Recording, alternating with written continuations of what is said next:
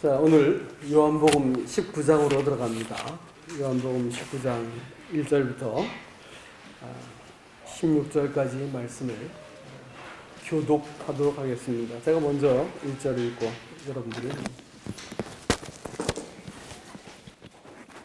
요한복음 19장 1절로 16절까지입니다. 제가 먼저 읽겠습니다. 이에 빌라도가 예수를 데리다가 채찍질하더라. 군인들이 가시로 그의 머리에 씌우고 자색 옷을 입히고 앞에 가서 이르되 유대인의 왕이여 평안할지어다 하며 손으로 때리더라. 빌라도가 다시 밖에 나아가 말하되 보라, 이 사람을 데리고 너희에게 나아나니 그는 내가 그에게서 아무 죄도 찾지 못한 것을 너희로 알게 하려 함이로라 하더라. 이에 예수께서 가시관을 쓰고 자색 옷을 입고 나오시니 빌라도가 그들에게 말하되 보라, 이 사람이로다 하매 대제사장들과 예수를 보고 소리질러 이르되 십자가에 못 박으소서, 십자가에 못 박으소서 하는지라. 빌라도가 이르되 너희가 친히 데려다가 십자가에 못 박아라. 나는 그에게서 죄를 찾지 못하노라. 유대인들이 대답하되 우리에게 법이 있으니 그 법대로 하면 그가 당연히 죽을 것은 그가 자기를 하나님의 아들이라 함이니라. 빌라도가 이 말을 듣고 더욱 두려워하여 다시 관정에 들어가서 예수께 말하되 너는 어디로부터냐 하되 예수께서 대답하여 주지 아니하시는지라. 빌라도가 이르되 내게 말하니 내가 너를 놓을 고난도 있고 십자가에 못 박을 고난도 있는 줄 알지 못하느냐. 예수께서 대답하시되 위에서 주지 아니하셨더라면 나를 해할 고난이 없었으리니 그러므로 나를 네게 넘겨준 자의 죄는 더 크다 하시니라. 이러므로 빌라도가 예수를 놓으려고 힘썼으나 유대인들이 소리질러 이르되 이 사람을 놓으면 가이사의 충신이 아니니이다. 무릇 자기를 왕이라 하는 자는 가이사를 반역하는 것이니이다. 빌라도가 이 말을 듣고 예수를 끌고 나가서 돌을 깐 뜰에 있는 재판석에 앉아 있더라. 이날은 유월절의 준비일이요 때는 제6시라. 빌라도가 유대인들에게 이르되 보라, 너희 왕이로다. 그들이 소리 지르되 없이 하소서, 없이 하소서. 그를 십자가에 못 박게 하소서. 빌라도가 이르되 내가 너희 왕을 십자가에 못 박으랴. 대제사장들이 대답하되 가이사 외에는 우리에게 왕이 없나이다 하니 이에 예수를 십자가에 못 박도록 그들에게 넘겨주니라. 참 요한복음 19장 말씀은 읽으신 대로 예수님께서 자기 백성들에게 거절당하시는 것 같은 장면입니다. 예수님께서 십자가에 죽게 된 그 이유가 뭐냐라는 것이 오늘 본문에 잘 나타납니다. 예수님은 빌라도에게 말씀하시기를 내가 왕이다. 내가 왕으로서 이 땅에 왔고 왕 되기 위해서 이 땅에 오셨다. 이렇게 말씀을 하셨어요. 하나님이 천지를 창조하시고 사람의 마음을 다 일일이 지으셨거든요. 그러니까 사람의 주인은 하나님이십니다. 그리고 모든 만물과 사람들 마음속에는 보이지 않는 엄연한 질서가 있습니다. 그래서 동서고금 누구를 놓고 보더라도 사람들 마음속에서는 선한 것은 다 동의가 되어지고 악한 것도 다 이해가 되어지는 것을 알 수가 있습니다. 왜 그럴까요? 하나님이 사람의 마음속에다가 심어 놓으신 양심, 그 도덕법이 있기 때문에 그런 것입니다. 근데 사람이 그 창조하신 하나님을 마음으로 거절하고 떠나버렸어요. 그래서 하나님이 없는 것처럼 인생을 살다가 죽습니다. 하나님이 안 계시다가 보니까 내가 누군지도 모르고 무엇을 위해 살아야 되는지도 모르고 죽은 다음에 어떻게 되는지도 모르고 인생이 그저 다 수수께끼로 사는 겁니다. 그저 생존하기 위해서 몸부림을 치는데 왜 살아야 되는지에 대해서는 도무지 알지 못하는 것이 다른 데 이유가 있는 것이 아니고 창조하신 하나님, 나의 주인 되신 분을 인정하지 않아서 그런 것입니다. 그래서 예수님께서 이 잃어버린 사람을 찾기 위해서 구원하시기 위해서 오시는데 그 구원은 뭐냐면 하나님이 사람의 다시 주인이 되시기 위한 것입니다. 그래서 주님께서는 이 땅에 십자가에 죽기 위해서 왔다. 어떤 분들은 그렇게 말씀하시는 분들이 계시지만 그것은 정확한 말이 아닙니다. 예수님께서 이 땅에 오신 이유는 십자가에 죽기 위해서 오신 것이 아니에요. 그것은 하나님의 잃어버린 권리를 되찾고 잃어버려서 이 땅에서 죄 때문에 살다가 고통하고 신음하다가 영원한 심판을 받게 되어지는 그 사람을 다시 자기 백성으로 회복하기 위해서 오신 거예요. 그래서 왕되기 위해서 오셨다라는 겁니다. 그런데 자기 백성이 바로 이 왕, 창조하신 하나님 메시아 되시는 그리스도를 거절해버립니다. 그런데 말이죠, 오늘 특별한 인물이 등장합니다. 빌라도예요. 여러분, 빌라도라는 말 뜻이 아시는 것처럼 빌라도라는 그 말의 그 이름 뜻이 뭐냐면 창을 든 자, 창으로 무장한 자라는 뜻입니다. 어디서 많이 들어본 것 같죠? 한자에서 나아자가 바로 창을 든 자라는 뜻입니다. 나아자라는 한자를 풀어보면 손수자에다가 창과 자를 이렇게 붙여놓으면 나아자가 되거든요. 빌라도가 누구일까요? 바로 여러분과 저를 말하는 것입니다. 이방인의 어떤 상징적인 대표로서 권세를 가지고 있는 자입니다. 죄인들의 대표지요. 그래서 이 빌라도는 이 예수님을 그 앞에 두고 재판을 하기 위해서 유대인들이 예수님을 데리고 오잖아요. 근데 예수님을 데리고 뭐라고 말하냐면 내가 이 예수를 어떻게 할까라고 물어봅니다. 오늘 이 질문은 꼭 그 빌라도의 것이 아니고 여러분과 저의 것입니다. 이 예수를 어떻게 하는가에 따라서 여러분과 저의 운명은 천지 차이로 바뀔 수 있을 것입니다. 여러분, 요한복음을 보다 보면 오늘 읽은 본문의 말씀 속에서도 18장 넘어오면서 계속 6월절에 대해서 강조를 하세요. 왜냐하면 이 6월절이라고 하는 것은 성경에서 특별한 그 절기예요. 뭐냐면 예수님이 그 이스라엘 백성이 애굽의 압제에서 벗어나게 된 날이 바로 6월절이고요. 하나님이 6월절에 그 자기 백성을 놓아주지 않고 붙들고 있는 그 바로라고 하는 세상 임금을 하나님이 심판을 하세요. 심판을 하시는데 어떻게 하냐면 맨 마지막 심판은 모든 장자들을, 애굽에 있는 모든 장자들을 죽이시는 거예요. 그래서 하나님을 떠나고 자기 백성을 구려하고 있는 이 세상에 대해서 하나님께서 심판을 집행하십니다. 장자를 죽였다고 하는 것은 완전한 심판은 아니지만 심판이 이렇다라는 걸 보여주시는 거예요. 다시 말하면 생명 있는, 기식 있는 모든 것들은 하나님의 것인데 하나님을 하나님으로 알지 않고 하나님을 대적하고 하나님 없이 살고 오히려 하나님과 이렇게 맞서려고 드니까 심판을 받아야 된다는 겁니다. 그래서 하나님께서 다 그 애굽에 있는 장자들을 죽여버려요. 그런데 거기서 살아남은 사람들이 있습니다. 누구냐면 그 모세의 말을 듣고 자기 집 문 설주와 임방에다가 어린 양의 피를 바른 집들은 죽지 않았습니다. 왜냐하면 심판하는 그 천사가 와서 봤더니 이미 피가 발라 있는 거예요. 심판이 집행된 겁니다. 그래서 심판을 하지 않고 뛰어넘었다 해서 유월입니다. 패스 오버 했다는 거예요. 그래서 이 유월절이란 말이 자꾸 나오고 6월절에 그 예수님께서 6월절 어린 양으로 오셔서 죽는다 이렇게 말씀하시고 그들은 또 6월절을 지키기 위해서 이렇게 이 날짜를 맞추어서 예수님을 빌라도에게 데려가고 뭐 이런 얘기가 쭉 나와요. 근데 왜 이렇게 6월절 이야기가 많이 나오냐? 6월절 다음 날이 6월절 그날을 딱 기점으로 어떤 일이 벌어지냐면요. 이스라엘 백성은 세상 임금 바로가 통치하는 애굽을 떠난 날입니다. 그날이. 통치권이 바뀌는 날이었어요. 그리고 그 6월절이라고 하는 것은 죄사함을 받고 심판을 면한 날이기도 하지만 다른 이면의 뜻이 있었습니다. 이게 뭐냐면 그것은 국적을 바꾼 날이다 이런 말이 됩니다. 바로에게 예수님께서 모세가 뭐라고 요구하냐면 우리가 광야에서 우리 하나님 여호와를 예배하려고 하니까 우리를 보내라 이렇게 말하거든요. 그들이 애굽을 떠나는 목적은 딱 한 가지였어요. 그 뭐냐면 하나님을 예비하는 그의 친 백성이 되기는 것입니다. 그 전까지 누구였어요?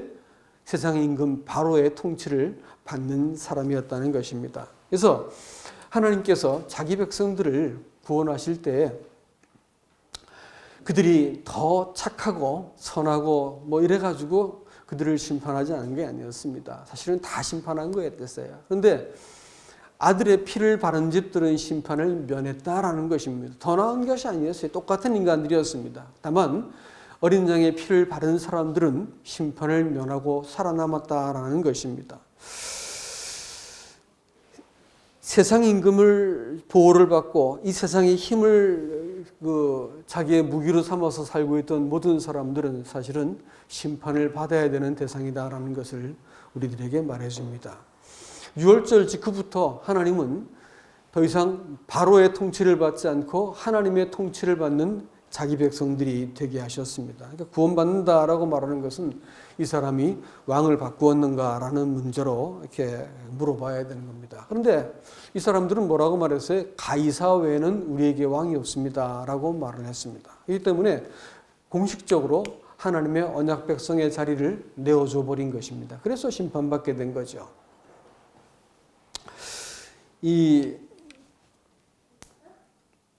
여러분 생각을 해보시기 바랍니다. 오늘 아침도 그런 말씀을 나눴었는데 죄의 시작이 어디였냐라는 겁니다. 죄의 기원이 어디냐라는 거예요. 에덴 동산에서 첫사람이 죄를 짓게 되어진 그것은요. 사실은 제가 이런 질문을 아침부터 해봤는데 아담이 만일 죄를 짓지 않았으면 영생했을까요? 이렇게 물어봤어요. 그랬더니 대답을 좀 이렇게 주저하시더라고요. 어떻게 생각하십니까? 아담이 선악과를 따먹지 않았으면 영원히 살았을까요? 영생을 얻었을까요?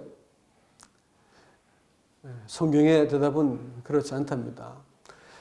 아담은 영생을 얻은 적이 없었습니다. 그 생명은 생명나무를 따먹어야 가능한 거였어요. 근데 생명나무를 따먹기 전까지는 어떤 상태였냐면 네페시 하야라 해가지고 이 살아있는 인격적인 리빙 소울 존재에 불과했습니다.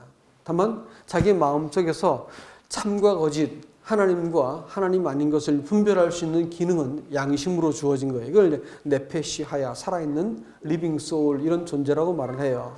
이런 사람이 하나님을 선택해야 되는데 누구를 선택해요? 자기를 선택해요. 그래서 선악을 알게 하는 지식의 나무 열매를 따먹습니다. 여러분 동산 중앙에 나무가 두 개가 있었죠. 한 개의 나무 이름이 뭐예요? 생명나무. 이 나무는 뭐예요? 선악을 알게 하는 나무를 했죠. 별명이에요. 별명. 진짜 이름 뭔지 아세요? 진짜 이름은 생명나무 이거 뭐가 됐어요? 사막나무지. 사막나무. 생명나무, 사막나무. 사막나무의 별명이 지식을 알게 하는 나무예요. 그러니까 하나님이 선과 악을 판단하는 최종적인 이 분별하고 기준을 갖고 계신 분이신 창조자신데 나도 그래. 나도 판단할 수 있어. 그 하나님 당신 생각이고 내 인생은 내 거고 내가 이 모든 것들을 결정할 수 있는 나도 그런 권한이 있어. 이렇게 말을 하는 것은 뭐냐면 스스로 선악의 지식을 가진 것입니다. 이것은 그런 말을 하는 순간 하나님하고 나하고 뭐가 될까요? 분리가 되는 거예요. 그래서 분리되었다라고 하는 말이 사나토스인데 그 말이 바로 사망이라는 뜻입니다. 우리나라 말로 사망으로 번역되어진 단어는 몽땅 다 뭐라고요? 사나토스, 분리라는 뜻입니다. 그러니까 사람이 하나님의 뜻에 순종하고 하나님과 같은 편에 서지 않고 자기 인생을 제 것인 양 마음대로 굴리죠. 그래서 이렇게 속담이 글쎄 젊은 것들한테 맡기기엔 너무 아깝다 그러잖아요. 마음대로 사용하죠. 몸을 굴리고 그 욕망 내키는 대로 인생을 막 내지르고 살고 이렇게 하다가 나이 먹고 또 결혼 생활 파탄 나고 이렇게 인생을 막 굴리는 거예요. 왜 그런지 아세요? 자기 인생이 지 거라 생각한 거예요. 제 것이 아니면서 받은 거면서 하나님 건데 받은 거면서 하나님은 염두에 두지 않고 인생을 살다 보니까 하나님과 분리되어 있다고 한 점에서 사망이다. 이런 사망 안에 있는 사람들을, 이 사람들이 선악과를 딱 따먹고 나서 하나님께서 이 사람들에게 영생을 주었을까요? 안 주었을까요? 영생을 주지 않으셨어요. 오히려 생명나무로 가는 그 길을 막으시고 그 불칼로 막으시고 오지 못하게 했습니다.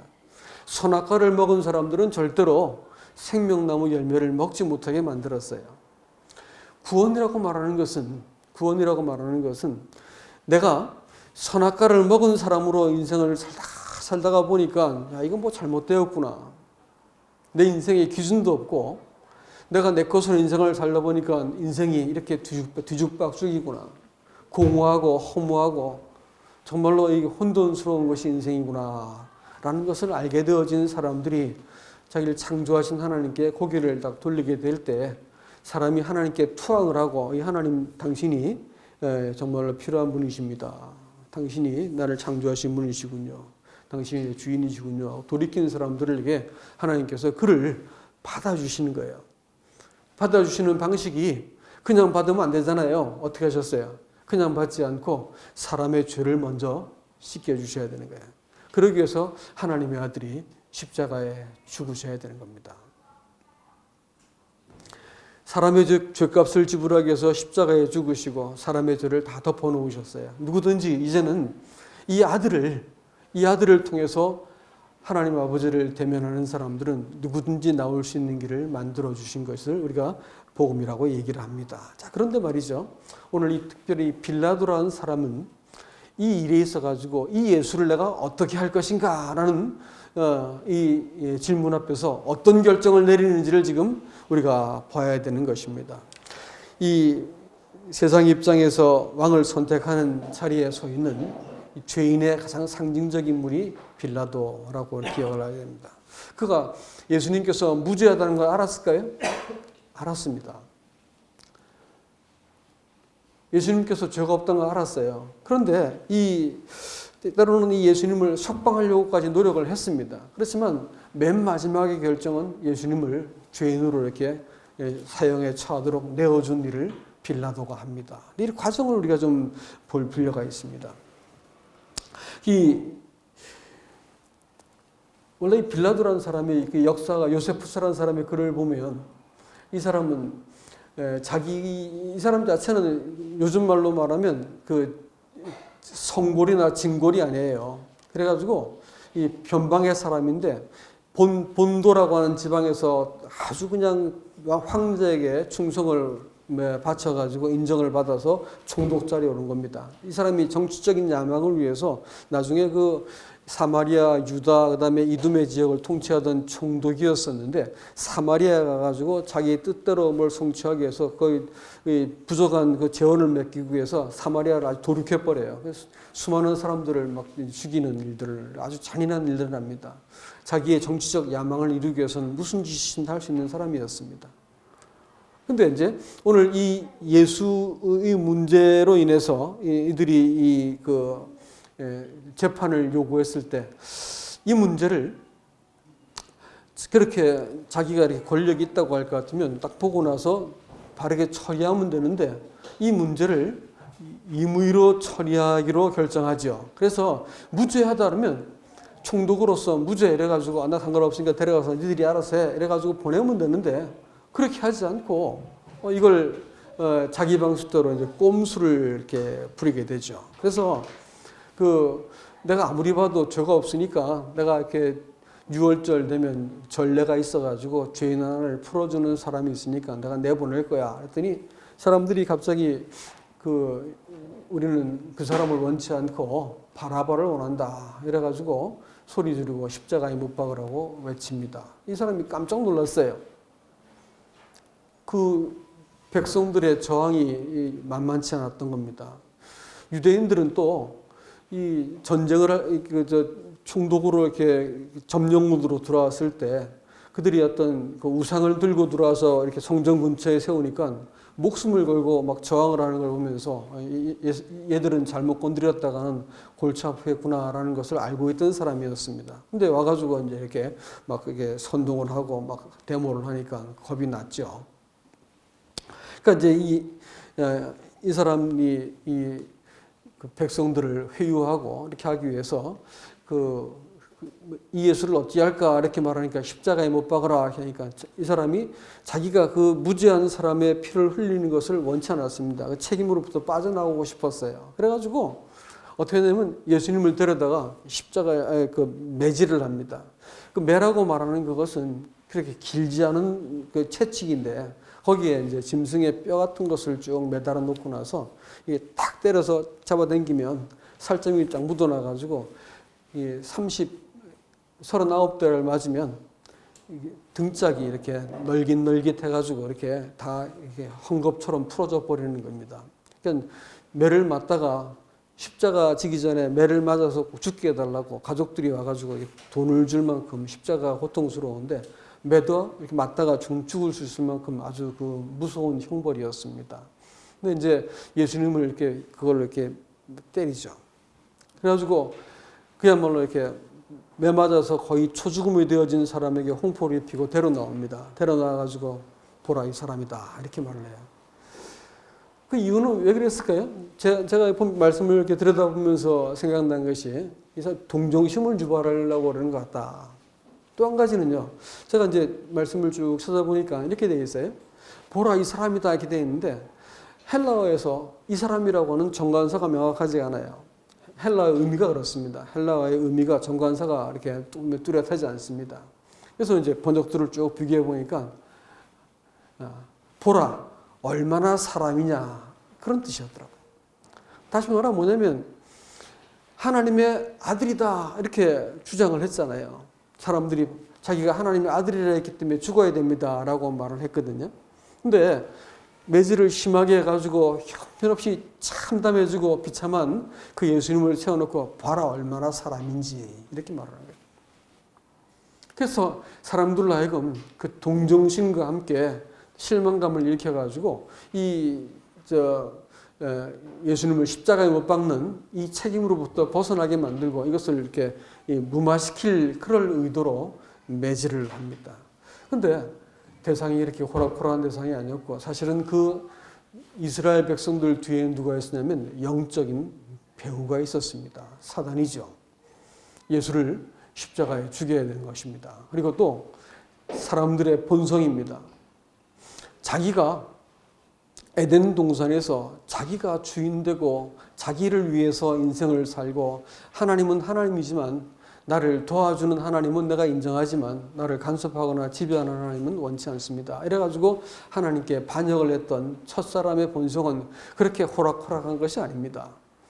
세월이 지나도 이 본성은 없어지잖아요.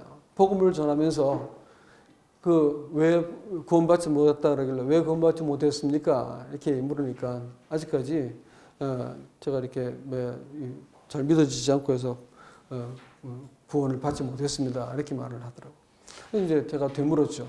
하나님은 예수님을 통해서 구원을 줬다 그러는데 아직 못 받았어요? 못 받은 거예요? 안 받은 거예요? 그랬더니 이 사람이 표정이 바뀌는 거예요. 못 받은 거예요? 안 받은 거예요? 하나님은 줬다 그러는데 당신 안 받았다 그러면 못 받았다 그러면 안 받은 것이 못 받은 거예요. 이렇게 하니까 가만히 있다가 그러네요. 이렇게. 하나님께서 사람의 본성 가운데 나는 이렇게 내 인생을 즐기고 놀고 싶은 거야. 근데 예수 믿으면 이제 간섭당할 것 같으니까 이게 싫은 겁니다. 그래서 하나님을 거절해요. 하나님 거면서 사는 것도 지가 살 수 있는 것도 아니고 언제든지 데려갈 수 있는 그런 인생을 살면서 이게 자기 인생에 대해서 주권을 행사하려는 거예요. 예? 무슨 권리같이 자기 인생에 권리가 있는 것처럼 하나님을 딱 줄로 재어보고 믿을까 말까 이러고 이러는 거죠. 그러니까 이런 그 사람의 본성이 이렇게 호락호락한 게 아니거든요. 근데 예수가 와가지고 자기의 자존심과 체면을 공격하는 거예요. 예수가 와가지고 니들 믿는 거 잘못되었어. 성전을 이렇게 뒤집어 놓고 안식일을 이렇게 잘못했다 그러고 율법에 대해서 그렇게 해가지고는 안 된다라고 말하고 그러니까 지금까지 믿어왔던 것이 부정을 당하니까 예수를 하나님의 아들이고 메시아라는 것을 아주 철저하게 예수님께서 보이셨거든요. 하나하나 증명하시면서 그가 하나님이 보내신 메시아라는 것을 다 증명하셨어요. 그럼에도 불구하고 사람들이 예수 그리스도를 죽여버립니다. 왜 그럴까요? 그분이 하나님이라, 그분이 왕이라고 말하기가 싫은 거예요. 지가 왕해야 되고 자기 인생인데 그 와가지고 자기를 통치하겠다는 거예요. 그거 원치 않는 거죠.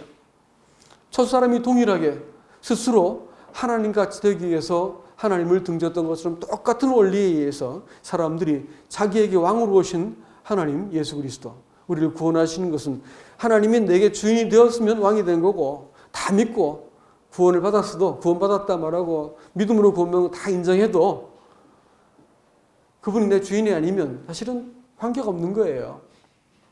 여러분 믿음으로 구원받는다는 말하고 은혜로 구원받는다는 말 차이를 아세요? 믿음으로 구원받는다고 하는 것은 구원의 방법을 얘기하는 거예요. 하나님이 다 해놓으신 것, 예수님께서 십자가에서 죄를 다 가져가신 것을 믿으면 우리가 구원을 받는다. 이 말은 구원의 방법을 얘기한 거예요. 방법이고요. 구원의 그런 목적은 뭘까요? 구원의 근거는 뭘까요? 그것은 은혜입니다. 은혜. 하나님이 그 은혜를 인하여 믿음으로 말미암아 우리를 구원했다 했죠. 여러분 보세요.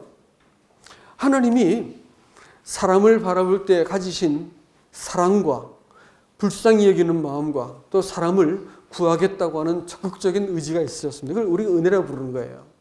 자, 그런데 말이죠. 구원을 은혜로 줬다고 하는 말을 딱 펼쳐놓고 볼 것 같으면 기가 막힌 얘기입니다. 무슨 말이냐면요. 은혜로 구원을 받는다라고 말하는 것은 구원받을 자격을 갖추기 위해서는 내가 은혜로밖에는 구원받을 수 없는 사람이어야 됩니다. 그 말은 뭐냐면 구원받을 만한 자격이 눈끝만치도 없어야 돼요. 그 사람 됨됨이는 머리끝부터 발끝까지 아무런 구원의 자격을 갖추고 있지 못해야 돼요. 그 어떤 것도 사람한테 선이 없다니까요.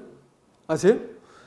우리가 화장하고 옷 챙겨 입고 나면 근사해 보이는 인간들이지만 사실 좀 들여다볼 것 같으면 우리 본성이 어떨까요? 선악의 지식의 나무 열매를 따먹은 사람들은 본성이 자기만 생각할 줄 알아요. 예? 가장 가까이 있는 사람들은 언제 얼마든지 남으로 돌려 세울 수 있는 것이 우리인 거 아세요? 자기가 살기 위해서는 얼마든지 거짓말도 할 수 있고요. 예? 얼마든지 그 사람을 버릴 수도 있는 존재가 우리들입니다. 이게 사람이에요. 하나님은 어떨까요? 마찬가지입니다. 하나님도 나에게 구원을 주시고 그러니까 난 믿어주는 것이지 창조하시고 내 생명을 가져갈 수 있는 분이시라니까요. 인정을 하고 싶지 않은 거예요. 그런 것들은. 불편한 거예요. 그러니까 은혜로 구원받는다는 말을 도무지 이해하지 못한 채 믿음으로 구원받는 방법만 알고 예수 믿는 사람이 부지기수입니다. 하나님은 이런 사람들에게 하나 사실 예전에는 잘 모르지 예수를 믿고 성경을 읽기 시작하면 비로소 사람의 마음이 들키기 시작합니다. 사람 안에 본성 안에 있는 것이 얼마나 무섭고 추악하고 부패하고 거짓된지가 다 들키게 돼 있어요. 이렇게 되면 비로소 사람이 자기 안에서 야, 내가 이런 사람이었구나 이렇게 이제 이해가 되는 거예요. 내가 나를 들여다볼 수 있게 되는 거예요. 이럴 때 사람이 하나님 앞에서 주님 나를 은혜로 구원해 주신 거 정말 고맙습니다. 안 그랬더라면 나는 나 같은 사람은 구원받지 못했을 거예요. 이런 고백이 나오는 거예요. 이걸 누가 찬송가로 뭐라 불렀어요? 나 같은 죄인 살리신 주 은혜 놀라워. 이렇게 고백해요. 예수 믿고 시간이 지나면 지날수록 어떻게 하나님 나 같은 사람 구원하셨습니까? 이런 고백하게 돼 있다니까요. 그래서 은혜로 구원받았다고 하는 말은요. 일단 하나님을 왕으로 인정하는 것은 먼저고요. 시간이 지나면 지날수록 하나님께서 나를 구원해 주신 것 정말 고맙습니다. 나를 은혜로 받아주신 거 고맙습니다. 이렇게 말을 하게 되는 것입니다. 그가 이제 이렇게 꼼수를 부린 결과 예수님께서 그 채찍에 모진 그 매를 맞고 또 홍포를 입고 모욕과 조롱을 당하셨습니다. 근데 예수님께서는 이런 채찍에 맞고 한 그것을 가지고 성경은 뭐라고 말하냐면 그 채찍에 맞음으로 우리가 고침을 받았다 이렇게 말을 합니다.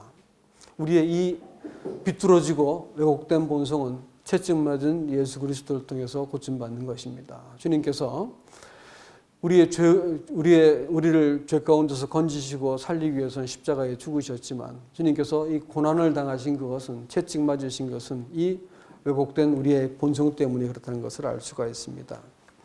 이 사람이 벗어나기 위해서 그 손을 이렇게 대야에다 물로 씻으면서 이 죄를 니네들이 다 감당해라. 나는 책임이 없다. 이렇게도 말도 하고요.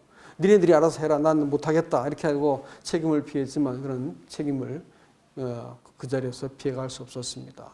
왜냐하면 그들이 이 빌라도의 약점을 잘 알고 있었어요. 당신이 만일 놓아주면 가이사에게 반역하는 것입니다. 이렇게 말하니까 얼른 데려다가 이렇게 예수님을 십자가에 넘겨줘 버립니다.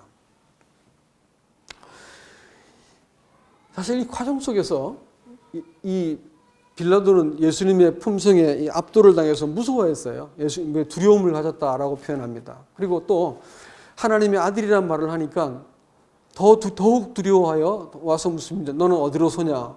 예수님께서 갈릴리 사람이라는 걸 알고 있었거든요. 그거 물어본 게 아니에요. 로마의 신들이 어떤 신들이냐면 신하고 하나님이 섞이는 거 아세요? 사람이?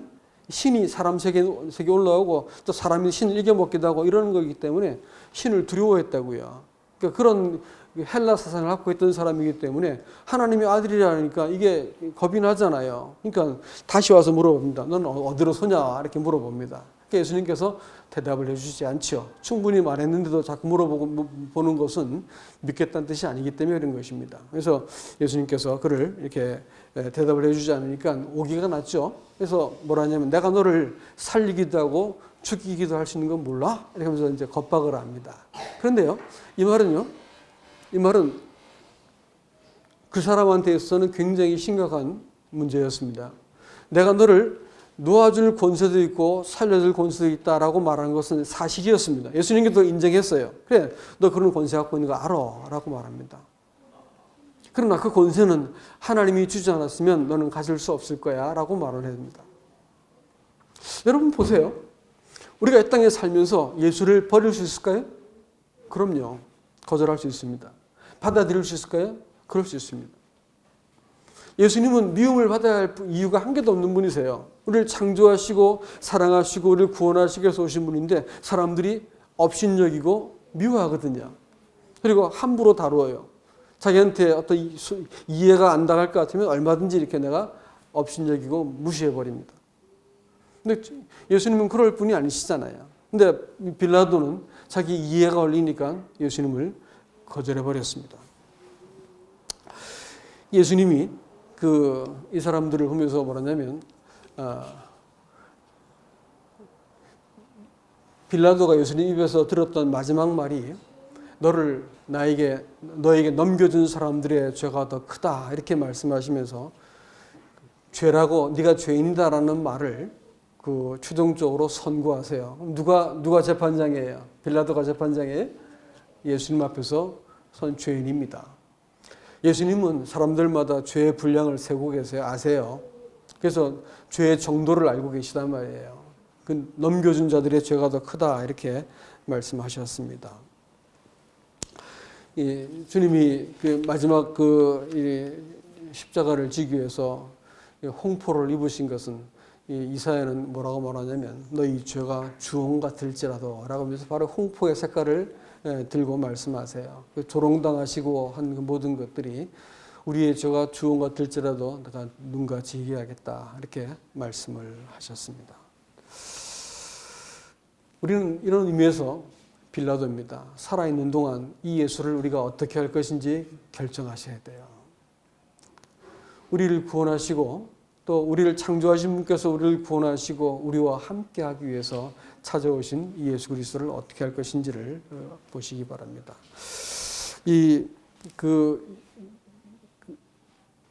갈라디아서 2장 20절 말씀은 나를 사랑하사 나를 위해서 자기 몸을 버리신 하나님의 아들을 믿는 믿음으로 산다 이런 고백이 나오는데 자기 몸을 버리신이라는 말이 자기 몸을 주신 이란 뜻입니다. 그러니까 예수님께서는 우리에게 자신을 이렇게 주셨습니다. 근데 그 말은 권리를 양도하다라는 거예요.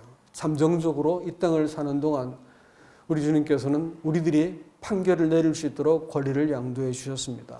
우리가 이 예수를 어떻게 판결하고 어떻게 선택하고 모실 것인지는 우리의 결정입니다. 이 단어가 파라디놈인데, 파라디놈이라는 단어가 어디서 쓰냐면 유다가 네가 입맞춤으로 인자를 파느냐라고 이렇게 예수님께서 이 유다에게 물으세요. 근데 파느냐라는 단어가 바로 파라디놈이에요. 자기의 이익 때문에 예수를 팔아버렸죠. 오늘 이 빌라도는 어떻게 했어요? 자기의 이해가 걸려버리니까, 자기의 입지가 흔들려 버리니까 예수를 십자가에 넘겨져 버렸습니다.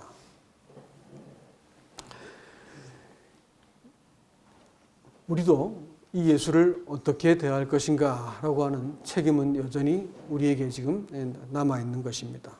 사무엘서에서 사무엘이 그들이 왕을 요구하니까 하나님이 사무엘에게 뭐라고 말씀하시냐면 그들이 너를 버린 게 아니라 나를 버렸다 이렇게 말씀합니다. 오늘날 교회가 하나님을 왕으로 모시는 게 아니라 다른 왕을 주십시오. 내게 필요한 왕을 주십시오. 이렇게 말을 하는 거예요. 그들도 십자가에 못 박으십시오라고 말하고 가이사가 우리 왕입니다라고 말하는 것은 이 현세를 위한 왕을 구했다고 말하는 것이죠.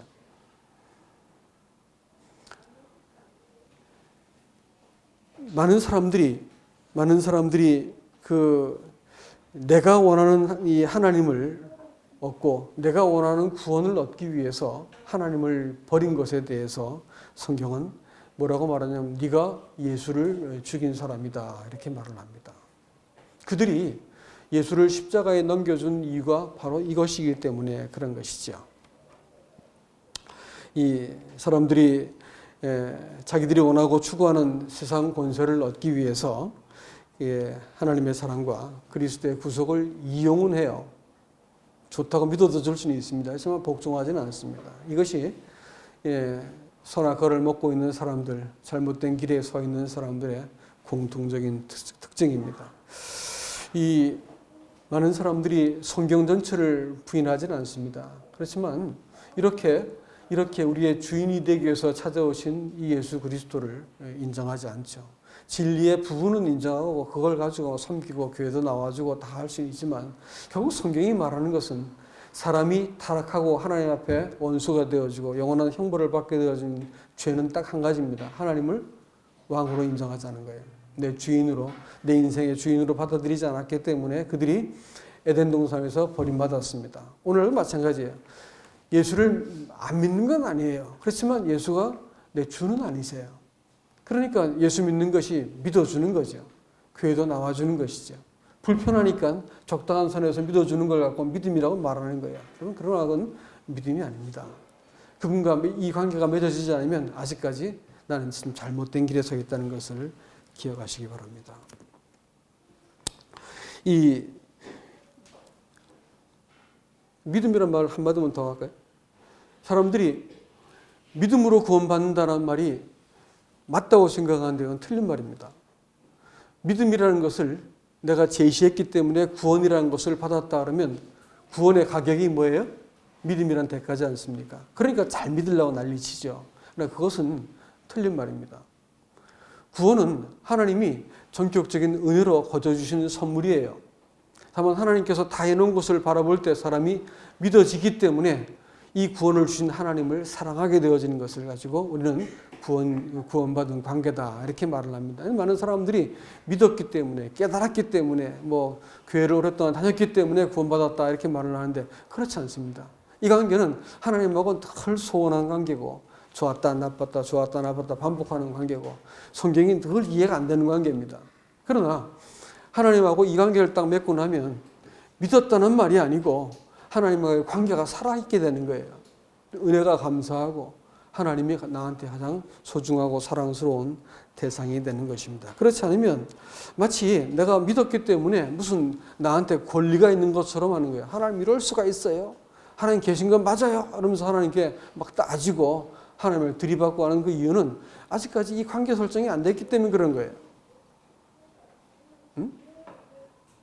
빌라도가 선택을 잘못해가지고 예수를 넘겨줘서 두고두고 이 고약한 이름을 얻은 것처럼 우리가 이 예수와 더불어 이 관계가 맺어지지 않을 것 같으면 끝까지 예수는 늘 헷갈려요. 나한테 구원을 주신 분이지만 내가 살아가는 삶의 현장에서는 답이 되지 못하는 무기력한 하나님밖에 안 되는 것입니다.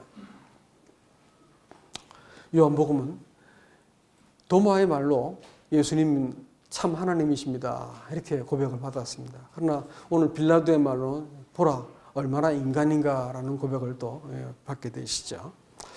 이 둘 다 맞는 말이에요. 예수님은 정말로 사람으로 오셨습니다. 원형의 인간입니다. 사람은요, 원형이 아니에요. 이 원형이 언제 깨진 줄 아세요? 사람한테 이 수식어를 붙이기 시작한 것은 죄가 들어오고서 나서예요. 아세요? 죄가 들어오고 나니까 사람이 이렇게 나무를 주워다가 이렇게 풀로 옷을, 무화과나무 이파리로 옷을 입었지 않습니까? 수식 꾸미기 시작했어요. 돈 많은 사람, 지식 있는 사람, 똑똑한 사람, 깐깐한 사람, 이런 말 붙이는 건 뭘까요? 그 사람 자체가 부족하니까 거기다가 뭘 붙이는 거예요. 안 그러면 사람들이 무시하거든요. 자기도 이렇게 그렇게 해야 될 것 같거든요. 그러니까 사람한테 수식을 붙이기 시작은 죄가 들어온 다음부터 붙이기 시작해요. 근데 그 전까지는 벌거벗었다고요. 존재 자체가 하나님 앞에 사랑스러웠다고요. 예? 결혼할 때 남편의 능력과 돈을 보고 결혼하고 아내의 미모와 뭘 보고 결혼할 것 같으면 그런 것이 사라지면 어떻게 할까요? 결혼관계도 깨져버려요. 그러나 정말로 사랑하게 되면 존재 자체를 보고 존재 자체에 내가 내 마음을 쏟아내게 돼 있거든요. 그렇게 되면 뭐가 돼도 사랑스럽게 되어 있습니다. 하나님이 사람을 사랑하셨거든요. 그래서 하나님하고 사람하고는 어떤 수식이 필요 없었습니다. 있는 존재 그대로 받아들여지는 사람이었어요. 그래서 이것을 처음 사람의 자식 그 가인이 딱 하나님을 떨어져 나와가지고 제일 먼저 한 것이 성을 쌓아야 됩니다. 왜냐하면 살아남아야 되잖아요. 생존해야 되잖아요. 성을 쌓은 거예요. 그리고 무기를 가져야 되죠. 살아남아야 되니까요. 거기다 성에다 먹을 거 쌓아놔야 되죠. 살아남아야 되지 않습니까? 오늘날 사람들이 생존하는 방식과 똑같은 거예요. 그런데 하나님은 사람에게 생명의 보장이 되어주시고 삶의 인도자가 되어주시고 우리가 이 땅에 살아가는 그 모든 것이 예수님 안에 다 있다고 성경은 말해주고 있습니다. 그분이 우리와 함께 하셔서 내가 있는 너 존재 자체를 내가 사랑한다 이렇게 말씀하시고 내가 너 아무것도 붙어있지 않는 그 너 존재 자체에 숨어있는 너 그 사람 내가 너를 사랑한다 이렇게 말씀하세요. 예수님께서는 그 사람으로서 이 땅에 오셨기 때문에 가장 가난한 동네에서 수식 없이 사셨지만 그분은 누구보다 위험 있는 분이셨고 권위를 가지고 인생을 사셨어요. 여러분 이 원형의 사람으로 예수님께서 오셨습니다. 그래서 만일 사람이 하나님께 속한 사람이 될 것 같으면 하나님께 속한 사람이 모여있는 교회 같으면요. 그 교회의 증상이 어떠냐면 그 사람이 사회적인 지위라든지 갖고 있는 소유라든지 힘 때문에 교회가 모이고 그 사람을 좋아하고 그런 사람들 중심으로 모여있으면 그거 정상적인 교회가 아닙니다. 교회는요. 이 세상의 배경과 무관하게 그 사람 자체를 사랑하고 좋아해주고 그 사람 자체가 용납되는 교회가 성경적인 교회입니다. 그리고 관계는 그런 거예요. 성도와의 관계도 그렇습니다. 여러분 어떤 그런 것을 이렇게 염두에 두고 사람들을 관계 맺기 시작하는 것은 아주 유치하고 세속적인 것입니다. 그리스도인들이 차포 다 떼고 벌거벗은 사람 그 사람 자체를 귀히 여기고 사랑해주고 포기하지 않고 속단하지 않고 그를 관계 맺는 이 관계가 성경에서 말하는 교제, 코이노니아라고 하는 그 관계입니다. 하나님께서 이것을 우리를 맺게 하기 위해서 매주일마다 평준화시키지 않습니까? 떡과잔을 떼면서 너하고 나하고는 다름이 아니다. 떡을 떼고 있는 너희는 다 동격이다. 이렇게 말씀하세요. 그래서 함께 우리가 교제할 수 있는 대상으로 불러주신 것을 알 수가 있습니다. 사람들이 이 예수 안에 생명나무 안에 머물고 또 그 예수님을 바르게 선택하고 나면 그때부터는 내가 인생을 살아가면서 과장하고 거짓말하고 힘자랑하고 이렇게 해야만 사람들이 교훈을 인정해 주니까 그렇게 해서 겨우 자기 자리를 자기 그 가면을 유지하는 이런 식의 인생을 살지 않아도 됩니다. 내가 있는 그대로를 가지고 사람들에게 대면할 수 있게 되어지고요. 교회에서도 그렇습니다. 그러니까 예수 믿고 나서 저 사람 예수 믿고 좀 바보가 되었어 그렇게 말을 들으면요, 여러분 예수 잘 믿은 겁니다. 근데 예수 믿고 저 사람은 깐깐해졌어. 그러면 어떻게 할까요? 그 잘못 믿은 거예요. 예수는 그렇게 믿는 게 아닙니다. 하나님이 우리의 보장이 되시기 때문에 주님이 알고 이 상황을 알고 있어요. 그러면 내가 거짓말할 필요가 없고 내가 이렇게 이 얄팍한 이 처세를 하지 않아도 되는 것입니다. 하나님이 알고 계시다. 하나님이 내 백그라운드다 싶으면 내가 지금 당장 이렇게 어떤 문제가 당하고 해도 내가 일단 선제조치를 취하지 않고 하나님 앞에서 내가 기다리고 천천히 문제를 들여다보고 풀 수가 있게 되는 것이죠. 여러분, 오늘 빌라도에서 말씀을 드렸어요. 우리들은 빌라도입니다. 창을 든 자들이에요. 누구든지 내 편인가 아닌가를 자꾸 피아를 식별하라 들고 사람들을 확인하려고 들죠. 여러분, 또 자기를 위해서 자기 배경을 쌓아두려고 인생을 참 이렇게 피곤하게 살고 있는 사람들입니다. 안 되면 찌그러지고 좀 모아놓고 나면 어깨에 힘주고 있는 아주 그 볼품없는 것이 사람의 인생인데 빌라도가 그런 사람이었습니다. 근데 그가 예수를 잘못 받아들였기 때문에 이 사람이 이루고 3년 뒤에 그렇게 충성을 맹세하던 황제에 의해서 배반을 당하고 이 사형을 언도받죠. 그러니까 죽기 전에 자기 먼저 자살해버려요. 인생을 하직합니다. 그리고 쓴 것이 빌라도 보고서라는 글인데 여기서 예수님에 대한 그 소개를 아주 생생하게 하고 있습니다. 여러분 인터넷에서 치면 나와요. 빌라도 보고서라고 한번 읽어보시기 바랍니다. 말씀을 맺을게요. 우리는 빌라도거든요. 예수님을 바르게 우리가 대우하지 않으면 예수님은 다시 욕보이는 분이에요. 욕보이는 사람이 되는 겁니다. 예수님이 우리의 주인이시고 우리의 왕이시고 우리의 생명을 주신 분이시고 거둬가시는 분이고 이 땅을 살아가는 모든 삶에 그분이 답이세요. 이 예수님과 더불어 우리가 화목하고 또 함께할 수 있기를 주님의 이름으로 축복합니다. 이상입니다.